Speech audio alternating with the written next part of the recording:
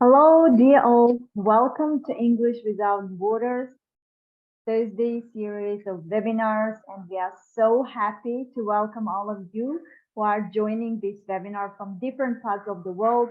And thanks to technology, the globalization is part of our life, and we can see so many English language teachers who can get connected through the internet and join these webinars and also just participate and enjoy this community of English Without Borders. And we are so happy at English Without Borders because throughout the whole project, when we launched this project, we have brilliant speakers from different parts of the world, and this community is growing online as well. And every time, whenever I introduce our speakers to the audience, it makes me really proud to see, their achievements and of course their dedication to English language teaching and also serving, many other teachers by sharing their knowledge, by sharing their experience, and also by inspiring them through this kind of webinar. And today, I'm so excited to introduce our guest speaker today. We have a beautiful lady, and her name is Hind Elyas.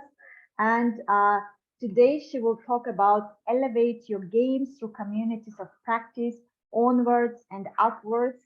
And so welcome to English Without Borders, dear Hind. And we are so happy to welcome you. And so please be informed that this webinar is going to be live streamed via Facebook, and people who are joining this webinar through Zoom or Facebook, they can leave their questions. So we will forward those questions to you after your presentation to respond to them. And of course, I would kindly ask all our members and all our audience who are joining, through these platforms, please, could you please type your country of origin in the chat box, so we'll be able to see how many countries we have at this webinar. So it makes us really delightful. Thank you so much. And while you are typing your country, let me introduce our speaker. So as I mentioned, Hind Elyas is an English instructor at the leading national academy, Niagara College in Saudi Arabia. She is a past chair of the TESOL International Professional Development Professional Council, the IATFEL Global Issues Month Coordinator, and a member of the TESOL International Women Mentorship in ELT Committee. She is also serving as a TESOL International New Member Guide, and Hind Elyas is a British Council Elton Awards judge, and she served as a National Geographic Advisor in 2020. Her most recent achievement was being selected as a TESOL International 2021 Leadership Mentoring Program Award recipient and a TESOL International Convention Ambassador. So I'm sure, Hind has so many huge biographical information, and so she's so humble to share those information with us, and it makes us really excited to see that such professionals are really open to share all their knowledge, experience, enthusiasm, and also just to kind of to encourage others to become motivated and to become change makers, at least in their life, to change the life of themselves and others as well.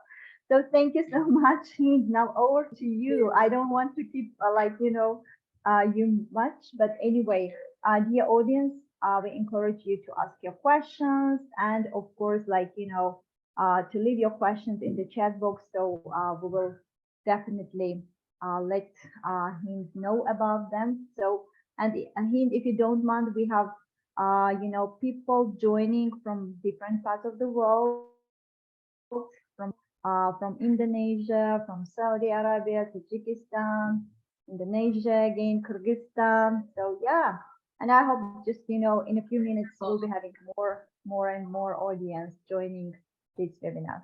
Anyway, over to you. Thank you so much.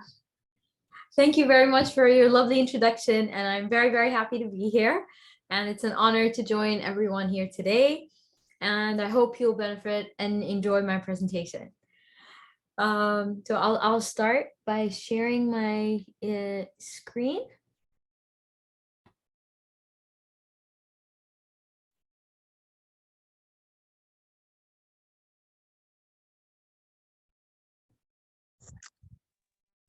Is it showing?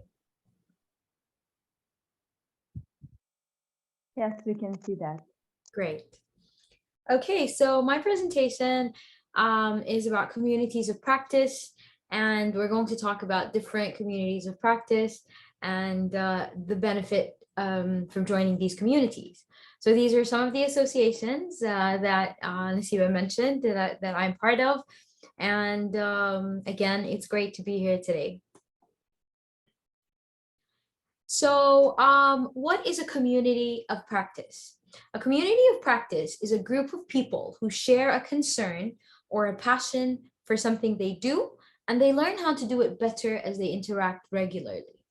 So a good example is normally when you think about the word community, we just think about our neighborhood or our city where we're living, but it's actually a community of practice is similar.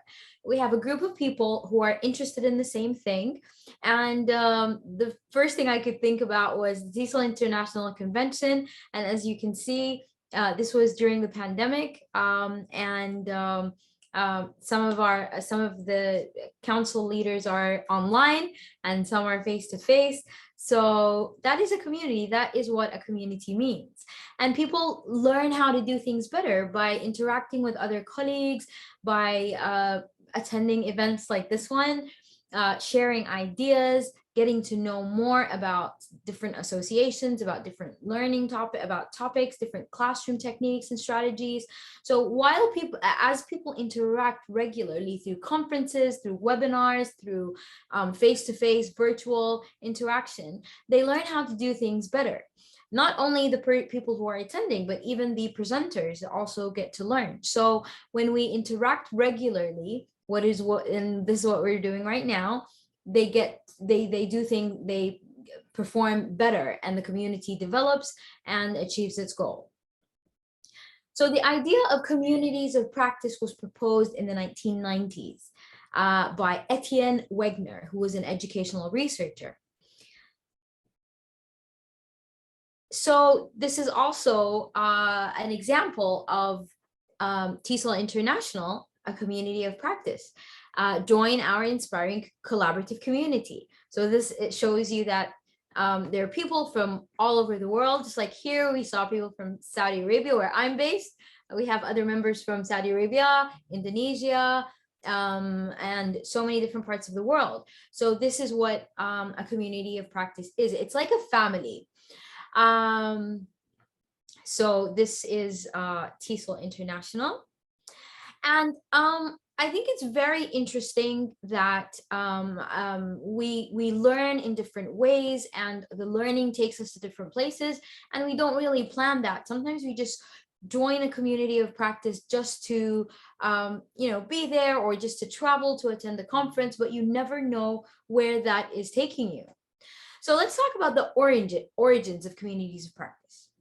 Wegner stated that we all learn on the job, or at least in the specific context we operate within.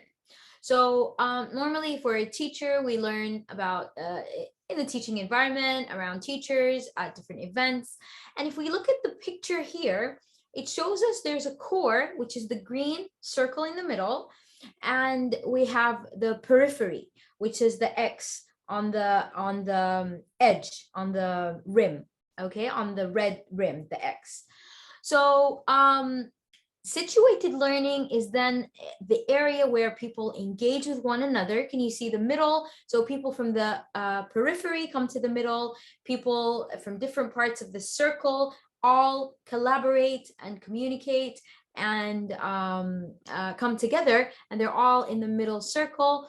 It doesn't mean that they're always going to stay there, but for that time during the learning, they're all in the middle, and they get to learn, they get to share, they get to connect, network, collaborate. And I can, if you just think about the last face-to-face conference that you attended, and when you go to your next conference, also think about what it's like when you're at the conference convention, and you're communicating with other people, you're collaborating, you're talking to other people. And it starts with just a conversation, and then you start sharing ideas and strategies, or commenting on the speaker, commenting on the session. And people engage, they gain knowledge and understanding. And by engaging with other members, they will gradually move from the fringes towards the core. And I would like, if you think about the first conference that you have attended, you were probably just a participant, or maybe your school or institution asked you to go and attend the conference, but you weren't really interested. But then you go there and you meet people and you connect and collaborate, and then you just get hooked. And then you start attending so many different conferences.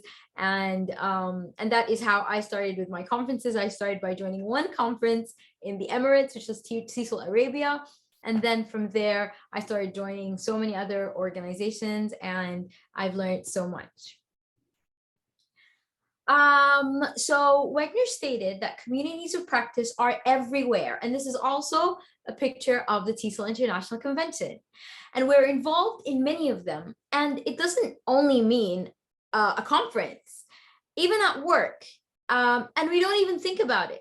At home, when you have your kids or brothers and sisters sitting together and doing homework together, that's a community of practice.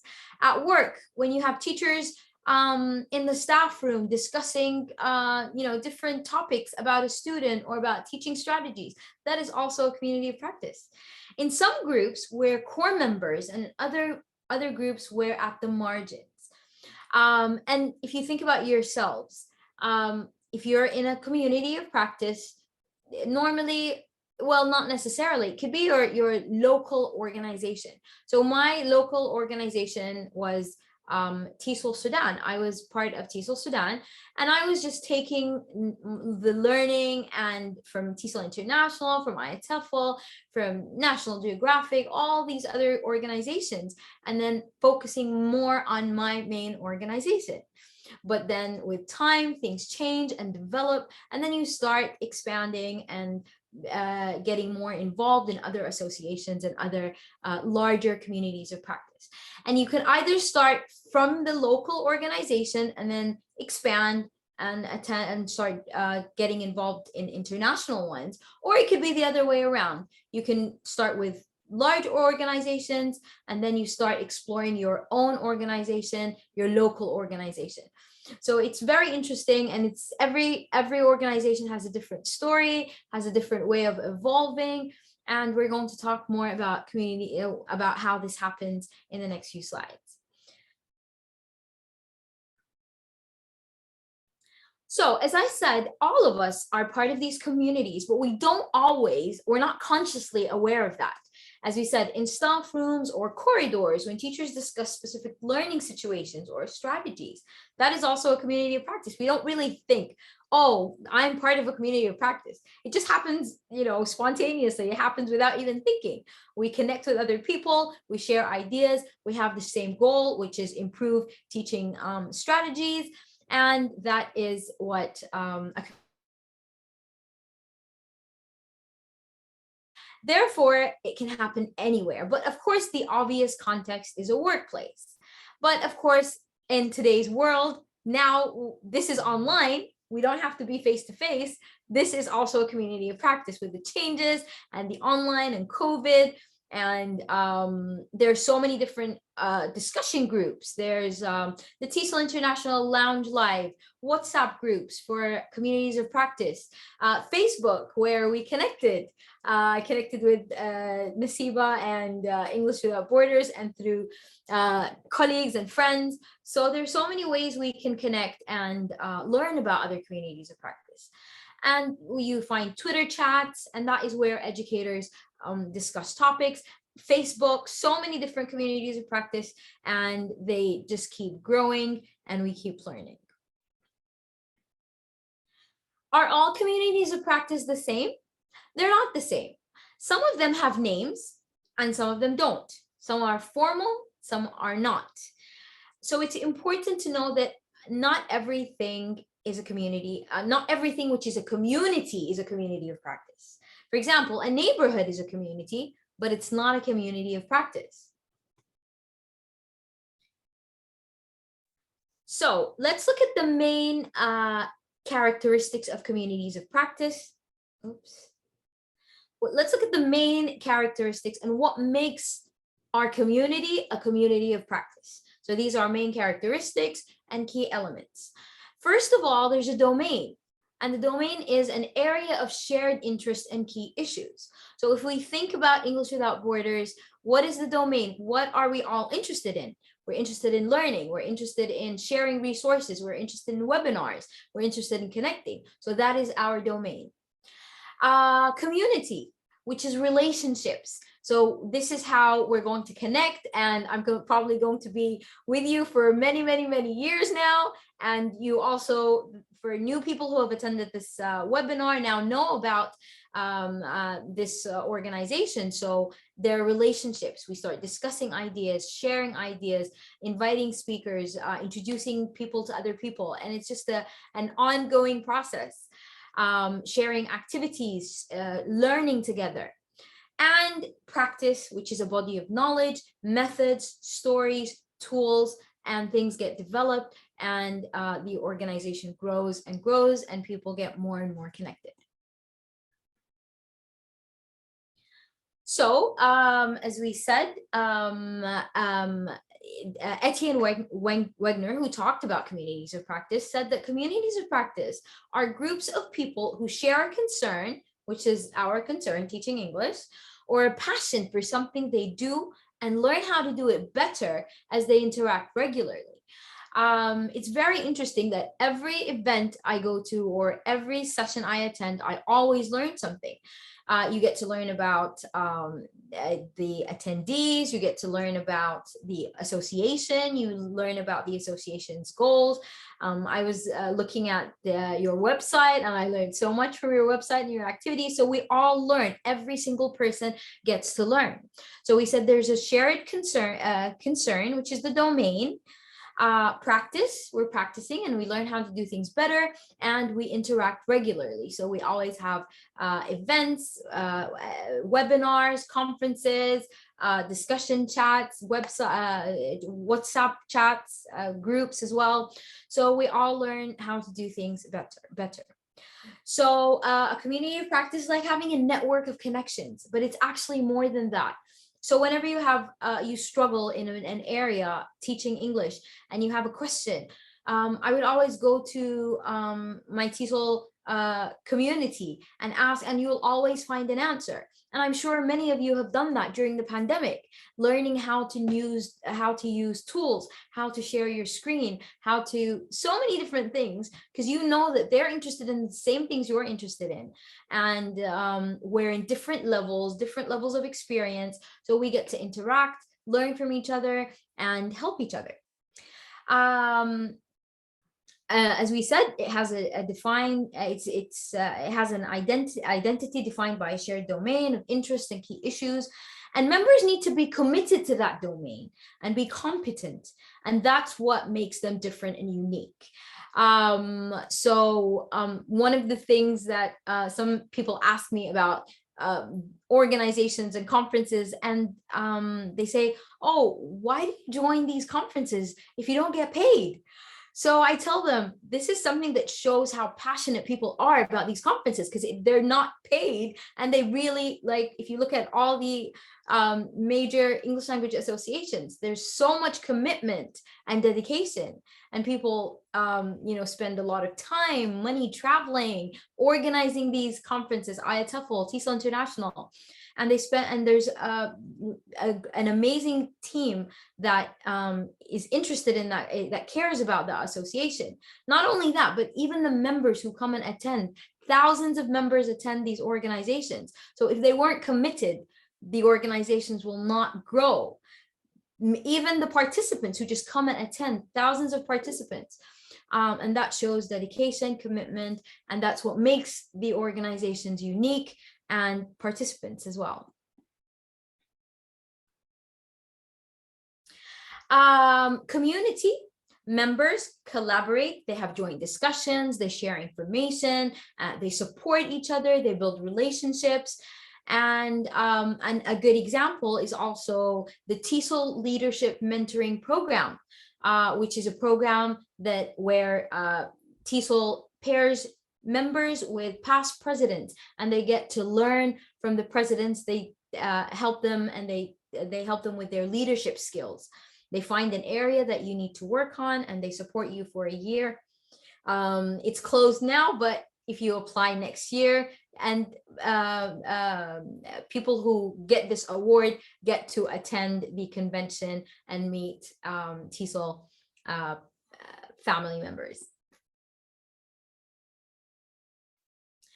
As we said, the practice is sharing resources, experience, stories, solutions. That's the best place to ask questions. How can I deal with shy students? How can I do this in my classroom? What applications can I use to use technology in my classroom? Can you give me examples of 21st century tools and techniques? All of these things you can get to learn from your community of practice. There's a body of knowledge, method, there are stories, there are tools that are developed, and it's an ongoing process. So communities of practice are very important to help us accomplish work. And now I'm going to talk about features of communities of practice, and they're very similar to the previous ones that I mentioned just now. Joint enterprise, mutual engagement, and shared repertoire. So what do I mean by these terms? Mutual engagement, of course, we know. Engagement refers to the interaction among members. And it's not only the TESOL, for example, convention. It could be webinars, it could be chat, even WhatsApp groups, things on the website, just being there, always being there and connecting with the rest of the members. Through that interaction, we shape the culture and its practices. Members establish norms, they relate to each other, they develop supportive relationships. So this is what is meant by mutual engagement. Next one is joint enterprise, which refers to the common purpose that binds people together and provides a unifying goal. So why are these people together? What are they there for? And it's not only about English language teaching. It could be a medical association. And of course, the purpose is different. What they're going to talk about is different, but that is also a community of practice because they all share ideas, but it doesn't matter what ideas you're sharing, as long as there's that communication, that collaboration, and that flow of knowledge. The community establishes a shared understanding and a domain of practice. They develop shared ways of engaging and shared ways of understanding. Shared repertoire, it refers to continual development and maintenance of shared procedures, skills, and techniques. So you attend a webinar or you attend a conference and learn about, for example, if you had a teaching strategy that you use in your classroom and then somebody else explains it in a different way and you say, oh, why don't I try that in my classroom? It might work better. The community builds its own set of resources and data. So if you go to the web page, you just check what resources they have, webinars, presentations, documents, and it's shared among members. So if you look at why we join these communities, look at all the things that we get to do in our communities of practice. Project reviews, formal practice transfer, training and workshop. There's a help desk, there's a support system, problem solving, learning projects, documentation, collecting, joint enterprise, reading groups, hot topic discussions, all invited speaker, external benchmark. So many things happen. It's not just one thing or one activity. It's like so many things, and they're all interrelated, and it's very, very helpful.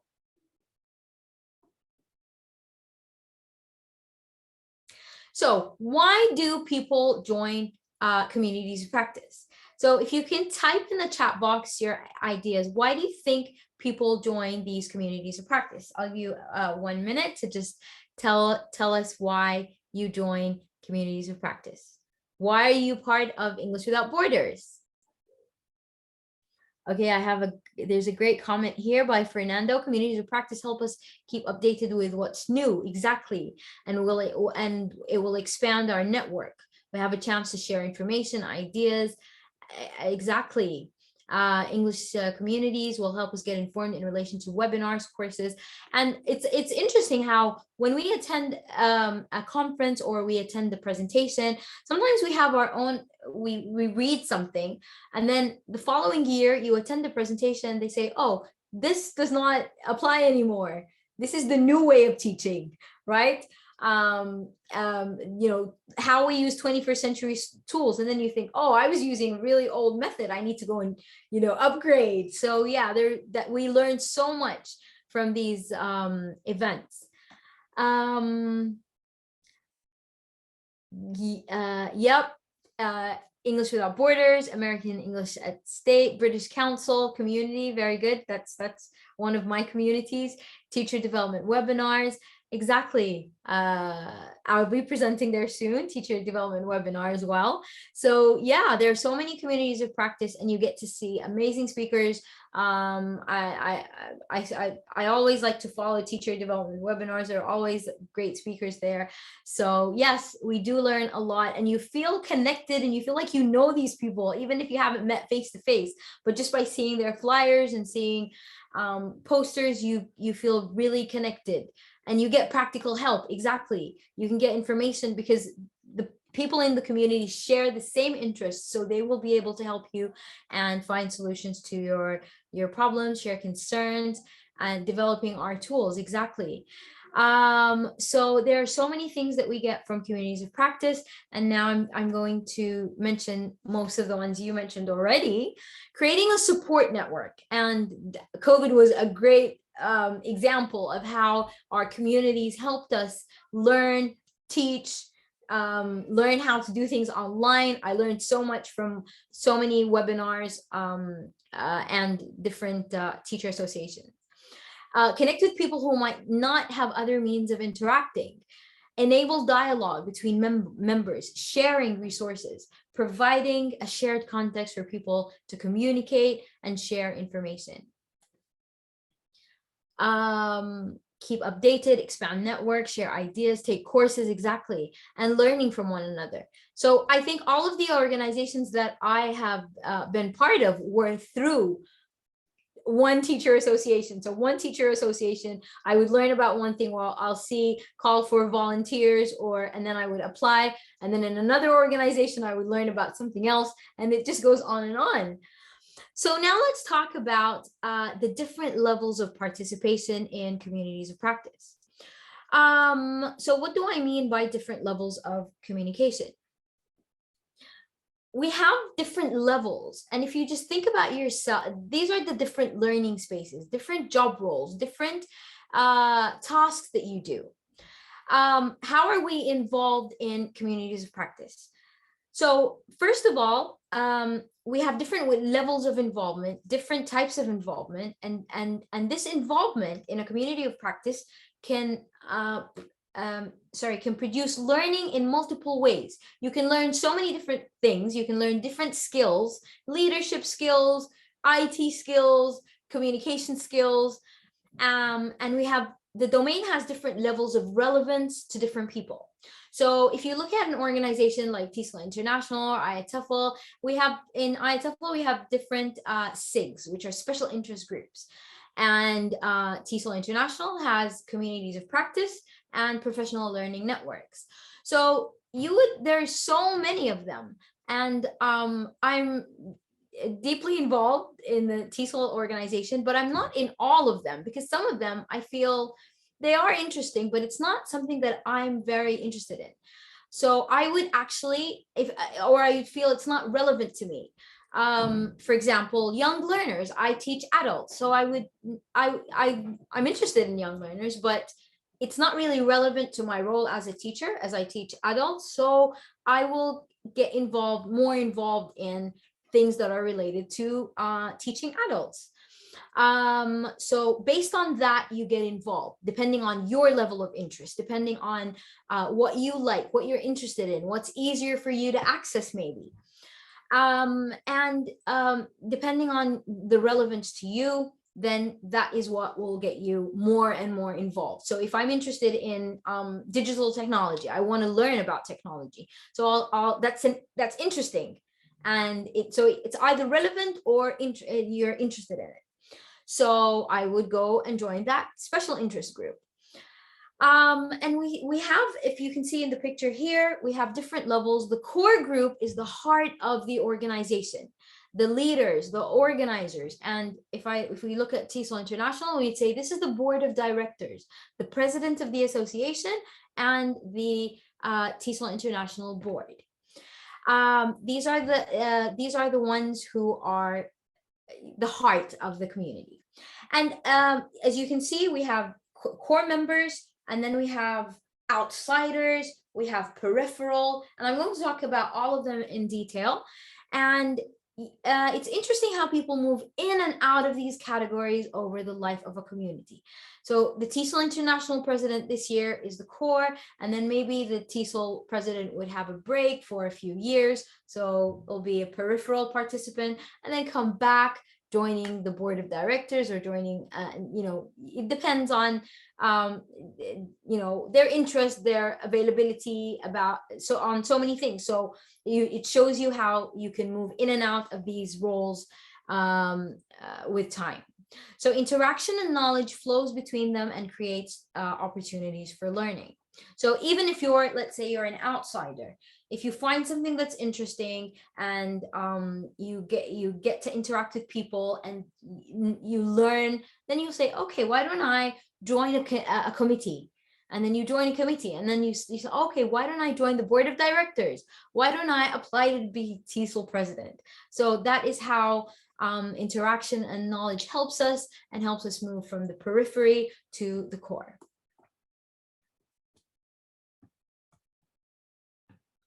Okay, yeah. Okay. Participants need time and space to collaborate, communicate, refine, and use knowledge within a community. And that's why we have small groups. We have small committees. We have SIGs, special interest groups. We have small groups so they can learn, communicate, and absorb all the information, and that helps them grow and move closer to the core. They also need to accept different levels of participation within a community. It's okay to be a core member. It's okay to be an outsider. It's okay to be a regular participant.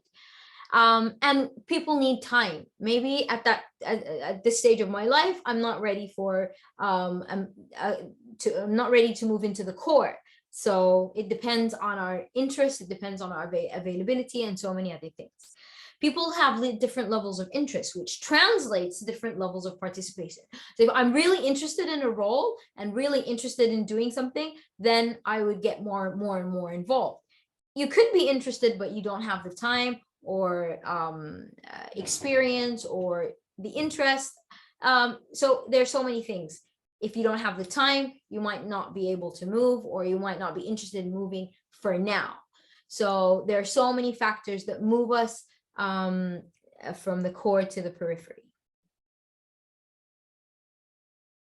So let's start with the core members. I'm going to talk about them in a little more detail. We have a small group of people. I think we have 15 members of the TESOL board, and it's a small group who are very passionate about the organization and about TESOL, and their passion and engagement energize and nurture the community.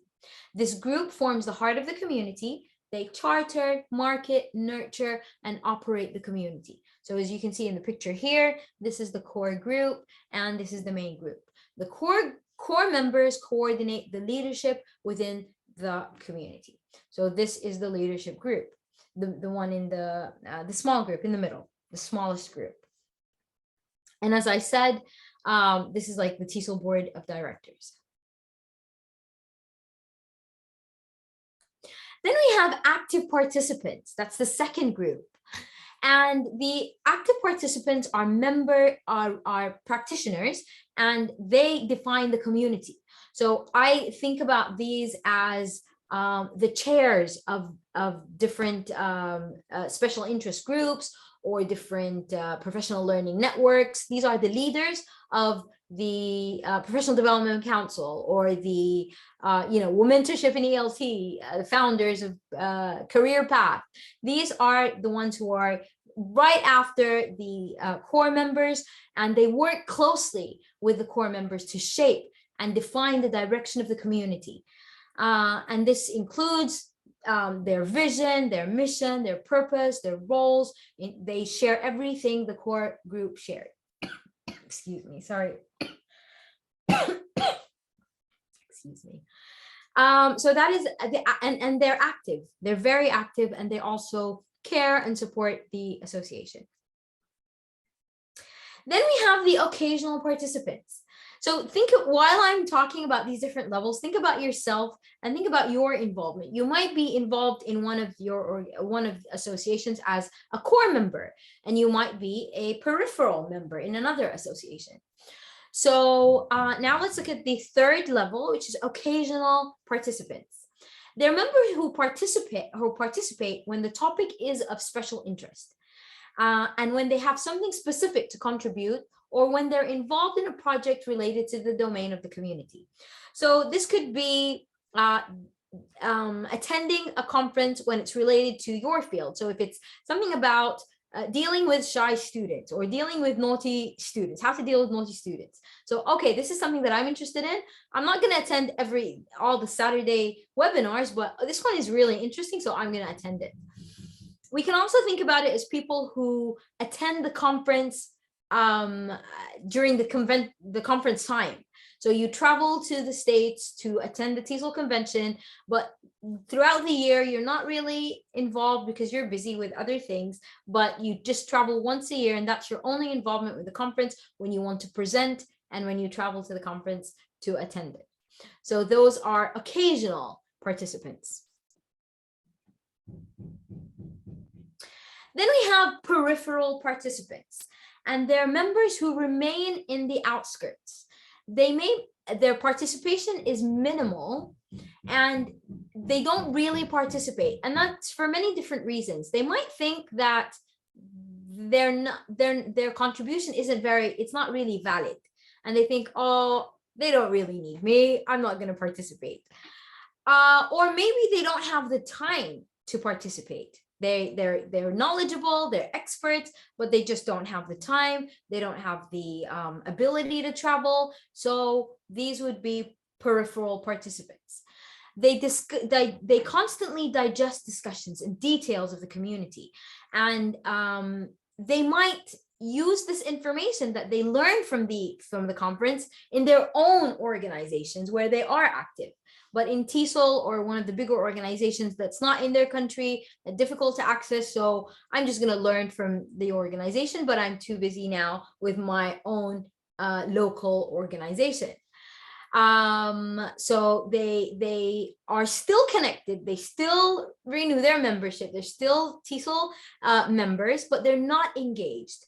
And it also could be, they could either be experienced or not experienced. They could be newcomers because they don't have personal commitment to the practice. So maybe they're new, maybe they're involved somewhere else, maybe they're experts, but they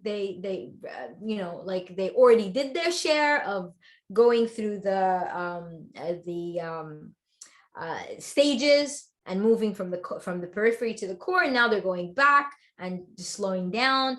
So, and as I said, they may be active elsewhere and they carry the learning, they learn, they attend webinars, and they come and share it with their local organizations and train their own teachers. And they might think about the organization as just something that they need to network and to advertise for their own local organization. There's nothing wrong with that. And just take the learning and share it in their own organization. And then we have outsiders or transactional participants. And these are outsiders who interact occasionally without being members themselves.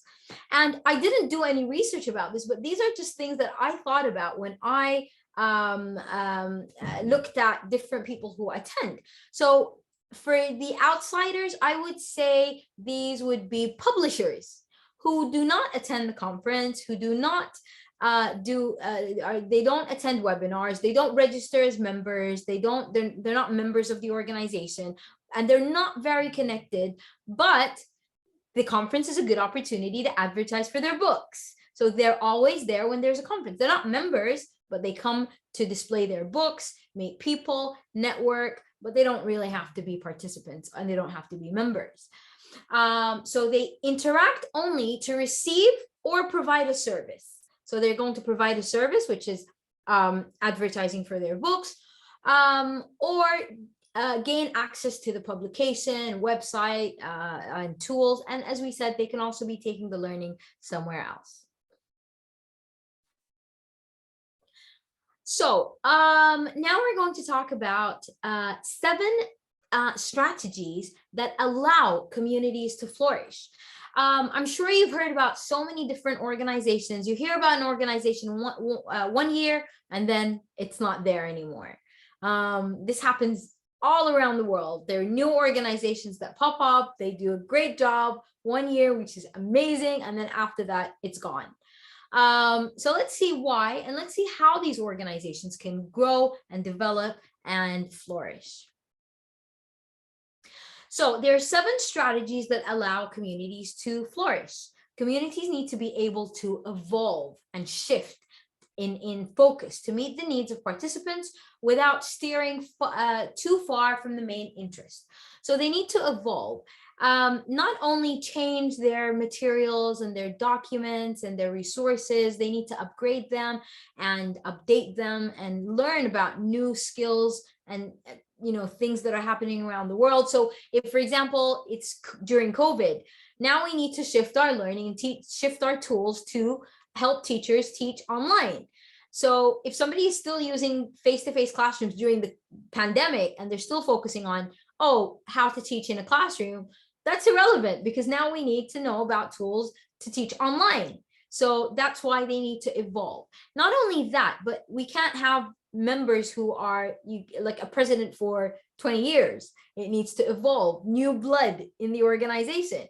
So that is something that helps organizations grow. So I've seen some organizations where there's a president for like 15 years, or we need to evolve, have new, that's how TESOL is. Every 2 years, there's a new president, a new director, and it's that will help us grow. As the community grows, new members bring in new ideas, and they may change the focus of the organization. And not necessarily something bad, but just give new ideas and having different ways of doing things. The purpose is not to impose, but it helps the organization develop. An open dialogue is important to introduce and discuss. It's important to introduce new ideas, new perspective, even if it's coming from outside the community. So if you have new ideas from a different country, that is also beneficial to help you think about whether this would work in your context or not, and also give you new ideas and help you learn about other associations. It needs an insider's perspective to lead the discovery of what the community is about. So somebody from inside who knows the culture, knows the organization, knows the participants, but we also need an outsider's perspective to see possibilities and bring information from outside the community. And that is maybe something that I did with National Geographic. I was an advisor for National Geographic, and it was there were already people who were there inside the organization, and I was, as an outsider, giving my external feedback as an outsider and from my perspective.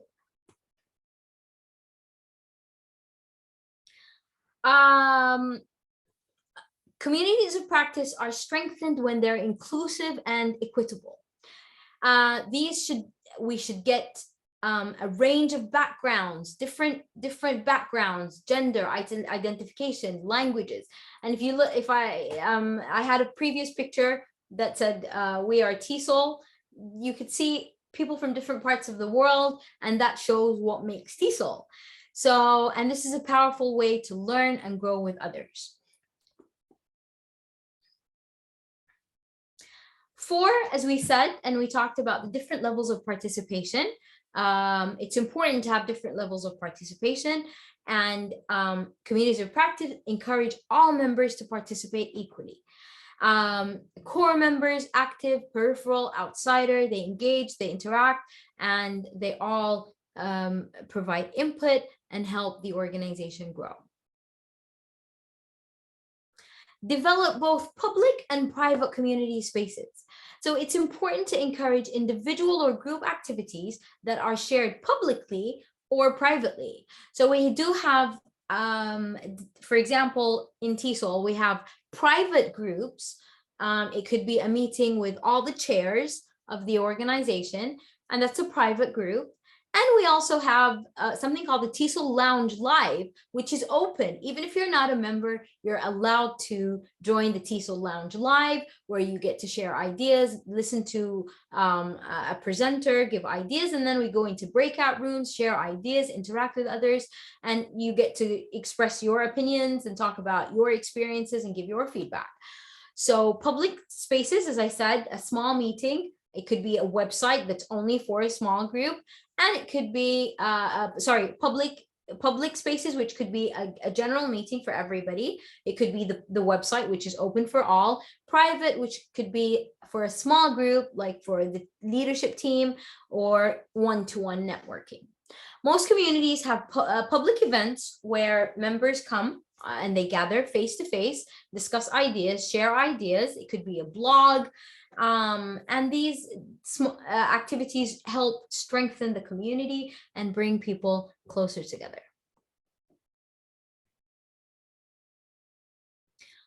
Communities thrive because they deliver value to the organization. And value is very, very important. You won't attend a conference, or you won't join an association if you feel that what they're giving you is not valuable. You need to feel that what you're getting is valuable and not what keeps you coming. If you don't like what you're getting, you will not join. So value is very, very important. And one of the most important things is that we know that nothing forces people to go. We're not going to get paid. So why would I attend if it's really not valuable? Communities need to create events, activities. At TESOL, we had TESOL 365, we had Elevate TESOL, we had so many different small activities that draw people, and people feel like this is valuable and exciting, interesting, and fun. So we need these events and activities that help bring in new members and keep our old members coming for more.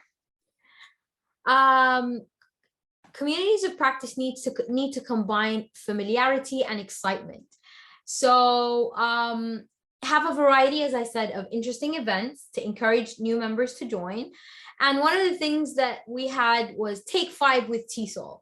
So every few weeks there was a post and asking members to do something, and it was fun, it was funny, it was exciting, and we would laugh. It would really make people laugh. Like, take a picture wearing something blue, or you know, go on a scavenger hunt.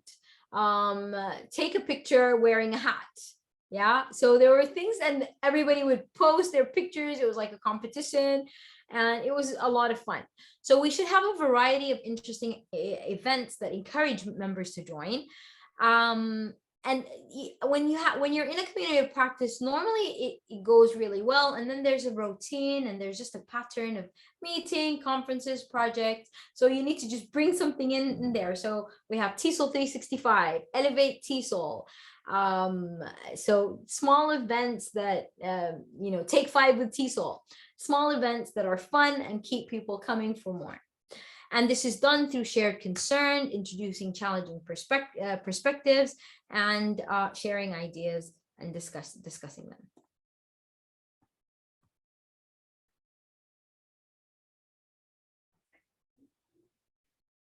Okay, I think we have 5 more minutes. Stability.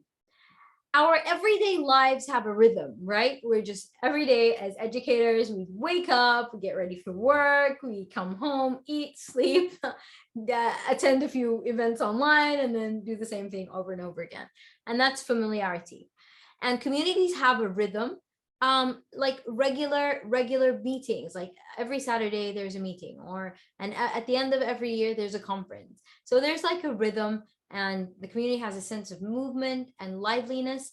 However, that rhythm, if we have a conference every month, if it's too fast, the community will feel breathless. You're just running and running, trying to catch up, and will stop participating because it can get really overwhelming. If you feel like this is too much, if it's going too fast, that's not good. On the other hand, if it's too slow, you just have one conference every 4 years, or no meetings, just once a year you have one meeting, then it will feel sluggish and it will just eventually die. It's important to find the right rhythm at each stage for the development of the community. So that was the end of my presentation, and I hope you could relate to this presentation. Think about your own organizations, where you are, the levels of participation, why you want to move, if you want to move forward, if you want to stay in your place. Think about all these different slides and think about where you are. And now it's time for Q&A. Thank you so much, dear Hind. Like, such a wonderful presentation. Like, you have touched so many ideas that we need to elaborate also. Thank you so much. And let us open the floor to questions and answers. So I think you are the right resource person to answer all the questions that will pop up for, from the audience. Thank you very much. I'd love to.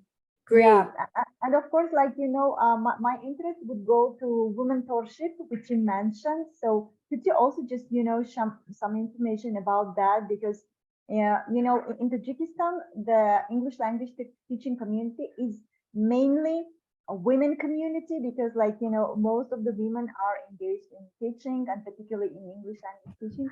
And I think like that would be something really interesting if you can share, and if they could also organize something with English Without Borders, that would be fantastic. Absolutely, that would be great. Okay, I will share the website, our womentorship website. I'll give you a little information about the organization. It's one of the TESOL, it's the newest TESOL International Professional Learning Networks. So as I said, TESOL International has communities of it has professional learning networks, and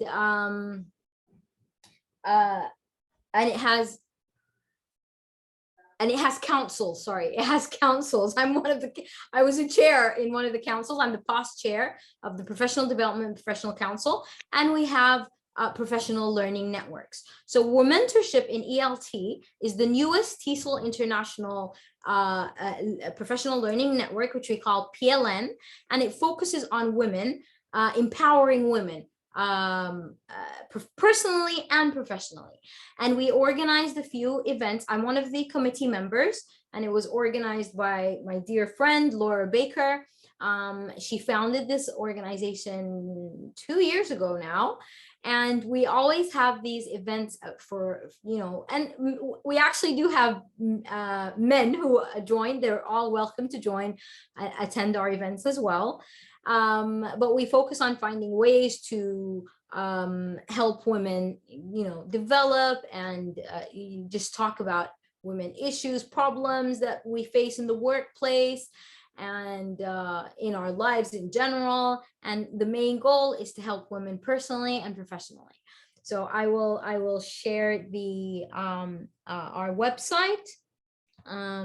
It's called Womentorship in ELT, and I will definitely keep you posted. We're thinking about having an event soon, so I will share the information about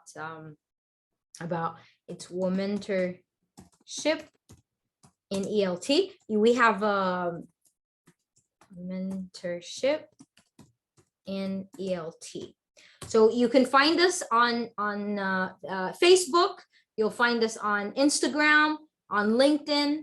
If you just put Womentorship in ELT, you will find all the information about our professional learning network. It's TESOL International, TESOL International's newest PLN, which is newest professional learning network. So the professional learning networks are, as we said, our communities of practice. They have different forms. So the professional learning networks are not as formal as the councils. If you want to join a council, you need to get a letter from colleagues. You need to get a reference letter. You need to get approval to join the council. But professional learning networks are a little more flexible, and they're not as formal as the councils. So I will also share more information about this and some links with you, and you can share it with your team. Then we have, what are the main roles of a member in a community of practice? So it depends on the community that you're joining. So if you're joining, for example, TESOL, it will give you information about what TESOL is.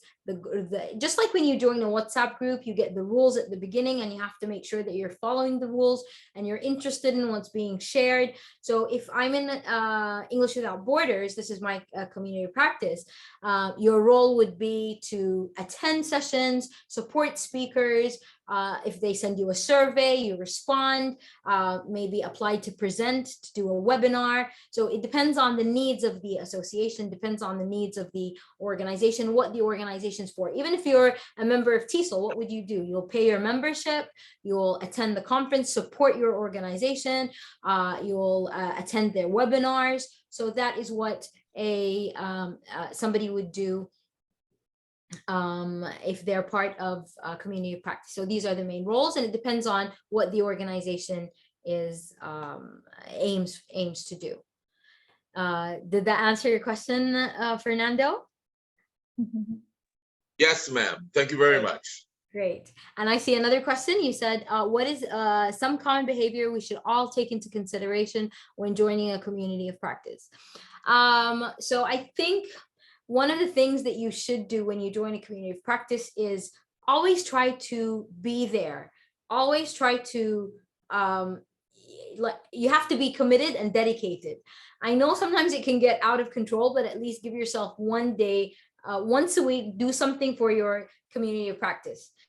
Just contribute to show that you're involved, to show that you care, and that way other people will involve you, even if it doesn't have to be a major contribution, just something small to show that you're there. Make a comment, share a post, share a link about another conference, just show that you're participating. Because sometimes we create WhatsApp groups as a community for an organization, and then nobody's responding to the president or the board. No, it's just 2 or 3 people talking and nobody's doing anything. And eventually everybody's going to leave the WhatsApp group.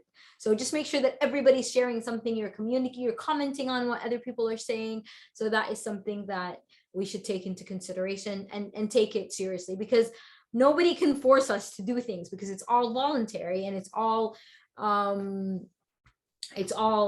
all volunteering. So you can't really tell people to do things. So if they're not committed, and if people are not dedicated and committed, they shouldn't really be part of the organization or the community of practice. Thank you for a great comment, Fernando. What are your favorite English teaching communities? I have so many actually. I think every community is different. I of course TESOL and IATEFL my favorite. TESOL Arabia, my first conference, the first community of practice that I joined, which was founded by a good friend of mine and the past president of TESOL International 2017, Christine Combe. And that is one of my favorite organizations. Like, so it's one of my favorite because I've actually been to TESOL Arabia many times. And I love Dubai, traveling to Dubai. So it's a great place to meet people. And it's actually where, you know, people come from the States. And actually this year's TESOL, I can also share information about TESOL Arabia. We have the TESOL president attending. TESOL International president will be there. The IATEFL president will be there. The Africa TESOL president will be there. So it's where the whole world connects in one place. So TESOL Arabia, which is my first community of practice, and that's how I started joining all, and that's how I met my mentor and his name is, he is the past president of Africa TESOL, and he's the one who got me into TESOL Sudan, and then Africa TESOL, and then I got into IATEFL and TESOL International, and then it just went on and on. So yeah, those are my favorite. And now my main association is TESOL International. I think I see another question. Thank you very much, Nori. Thank you everyone for these nice comments. Can you suggest some great engaging topics to tackle in presentation or talk? One of the topics is 21st century learning, how to use technology in the classroom. And I think finding ways to engage shy learners. These are all the topics on the radar these days. How to differentiation in the classroom as well. That's a very important topic. Finding ways to differentiate, lifelong learning skills that we need. Yeah, these are interesting topics. If the teacher has no communication, what can you say to this kind of teacher? You mean communication with other teachers, or you mean in communities of practice, or communicating inside the classroom, you mean, or in association? So if you mean they have no, okay, if there's no communication, it depends on if they don't communicate with other teachers, or they don't communicate in communities of practice. If they don't have access, that's something. And if they don't want to, it just shows that that person's not interested in maybe it could be many factors. Maybe they're busy. Maybe they don't have access. Maybe they don't find it useful. But if somebody thinks that it's not useful, they should try. And from there, they will. I was never interested in conferences before I think I started joining in 2014, very recent. Like I know people who've been in conferences for 40 and 50 years in organizations, but I started, and I wasn't really interested. I just went there because it was an opportunity to travel and connect with people. And then so it's a good idea to try and connect with other people. If you're not interested in communicating with people in your school or your college or your workplace, try connecting with people at conferences. And there's nothing like, it's great to join face-to-face conferences, and that it's the whole conference experience where you get to meet people, you get to visit a different country. There's so many aspects. So if there's a conference that's face-to-face, ask that person to attend, and that will change that person's perspective. Great. You're welcome. Thank you so much. Thank you so much. Yeah, Thank please, dear all, use this chance to ask your question, and I'm sure, we will have more webinars with him, because, so many groups, you have so many networks you shared today, and all of them are so engaging, interesting, and we would like to know more about them if possible. About what? Sorry. About all those networks that you mentioned, if you could do more webinars by giving more information and sharing more, like, insights and also just, benefits of those groups, I'm sure like Sure. more teachers would be engaged and also interested in joining. Sure, sure. You want me to do a webinar, or you want me to just give you a Yeah, brief now? You mean? yeah. Maybe you can share those links with us. I mean, just, Okay, yeah, do your sure. I will. presentation. That would be great also.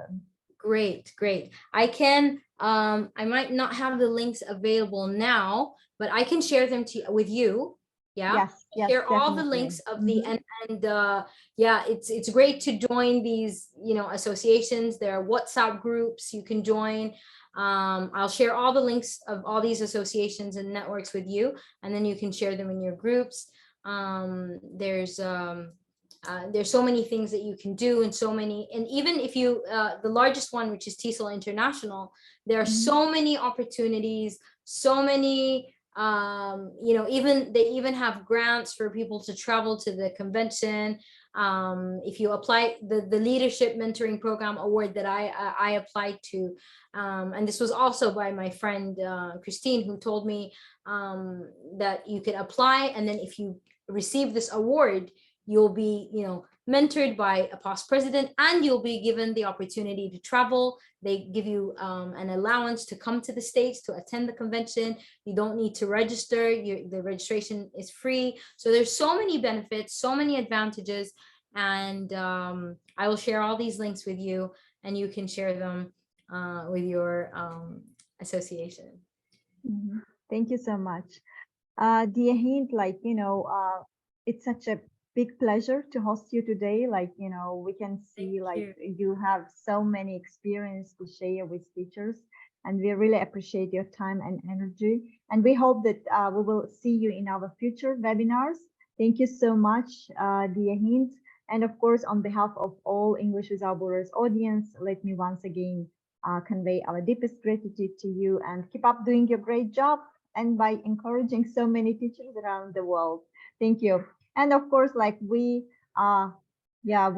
once again convey our deepest gratitude again to our audience who join us on a regular basis, through the Thursday webinars.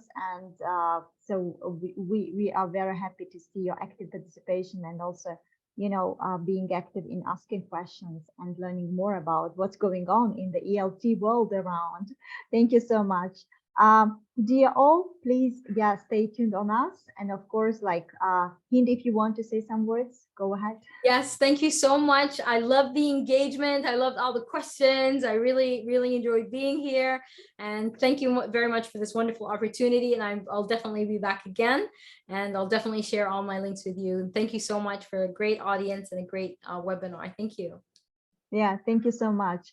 And dear all, please stay tuned on us. This webinar will be on our archives on Facebook. So if anybody missed it and would like to catch up, you can watch it. Other than that, we are so happy to see all of you. Have a great day, evening. And see you very soon. Bye-bye. Thank you so much. Bye-bye. Thank you so much. Bye.